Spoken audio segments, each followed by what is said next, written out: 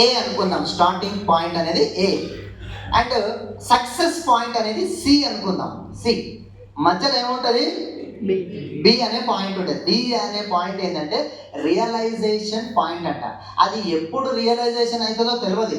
బిజినెస్లో వచ్చి జాయిన్ అయినంత మాత్రాన నెక్స్ట్ డేనే నాకు రియలైజేషన్ అయిపోయింది అన్నది లేదు. ఇట్లా వచ్చి ఇంతమంది కూర్చున్నారు కదా, ఇంతమంది కూర్చుంటే ఈ సబ్జెక్ట్ అంతా మైండ్లో వేసుకొని, చెవులో వేసుకొని, మనసులో కూర్చుని పెట్టుకొని ఇవన్నీ ఇంప్లిమెంట్ చేసి సక్సెస్ అయినటువంటి వ్యక్తి ఎవరైతే ఉంటారో, అప్లైన్ ఏం చెప్తారు ఎస్ అని వింటారో, ఆ వ్యక్తి బి అన్న పాయింట్కి చేరుకున్నట్టు, అంటే రియలైజేషన్ పాయింట్లో ఉన్నట్టయినా. ఏ నుంచి బి అనే మధ్య మార్గం ఏదైతే ఉందో అక్కడ మీరు ఎంత మొత్తుకొని, ఏ నుంచి బి అనే స్థానం ఉంది, ఈ ఏ నుంచి బి అనే స్థానం మధ్యలో మీరు ఉంటే మీకు దున్యా చెప్పని, ఎస్పీ బాలన్ సార్ చెప్పని, దేవుడు వచ్చి వెస్టేజ్ చెయ్యరా అంటే కూడా ఇంతకు నువ్వు ఎవరు, నాకు ఎందుకు చెప్తున్నావు, నువ్వు నిజంగా దేవునివేనా, నీ ఐడి కార్డు చూపి అని అడిగేంత మూర్ఖత్వం ఉంటుంది. ఎక్కడ? ఏ నుంచి బి మధ్యలో.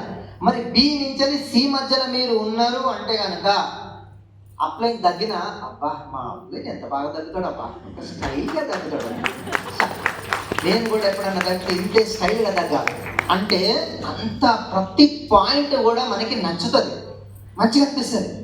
ఏం చేసినా సరే బాగా అనిపిస్తుంది. అది ఎప్పుడు బి నుంచి సి, అంటే మీకు ఇంట్రెస్ట్ కలగటం బిజినెస్ మీద, నా గురించి, నా ఫ్యూచర్ గురించి, నా టీం గురించి నేను కష్టపడుతున్నాను అన్నటువంటి ఆలోచన బి నుంచి సి అనే మార్గంలో రియలైజేషన్ అనేది మీకు జరుగుతుంది. అత్యంత ఫాస్ట్గా మీరు మీ గోల్స్ అనేది రీచ్ అవుతారు. Yes, next.